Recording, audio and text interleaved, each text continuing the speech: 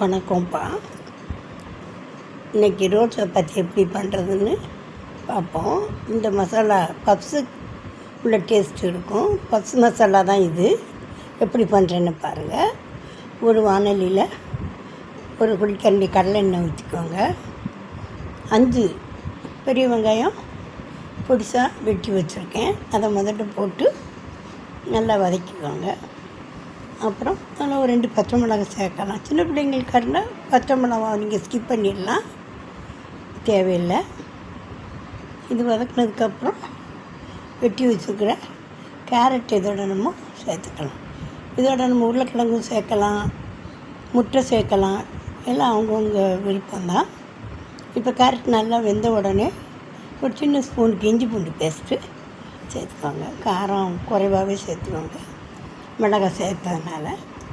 அப்புறம் தக்காளி போட்டு ஒரு சின்ன தக்காளி போட்டு நல்லா வதக்கிக்கோங்க. தக்காளி நம்ம எப்போவும் கடைசியில் போடணும். முதல்ல போட்டால் கேரட்டு வெங்காயம் எல்லாம் வேகாது. அப்புறம் இதுக்கு தேவையான அளவு உப்பு சேர்த்துக்கோங்க. உப்பு சேர்த்து நல்லா கிளறி விட்ட உடனே இதுக்கு ஒரு 1/2 ஸ்பூன் வத்தல் பொடி சேர்த்துக்கோங்க. அடுத்து 1 ஸ்பூன் மட்டன் மசாலா. இது பிரியாணி மசாலா, சிக்கன் மசாலா, மட்டன் மசாலா எதுனாலும் சேர்க்கலாம். அப்புறம் மல்லித்தழையும் புதினாவும் சேர்த்து நல்லா ட்ரையாக வதக்கிக்கோங்க. இதிலே எல்லாமே வெந்துடும். நம்ம உருளைக்கிழங்கு சேர்த்தாலும் முட்டை சேர்த்தாலும் இதிலே நல்லா வெந்துடும். ஏன்னா நம்ம திருப்பி இதை அடுப்பில் வைக்க போகிறதில்ல. அடுத்து இதை நல்லா ட்ரையாக வதக்கிடுங்க.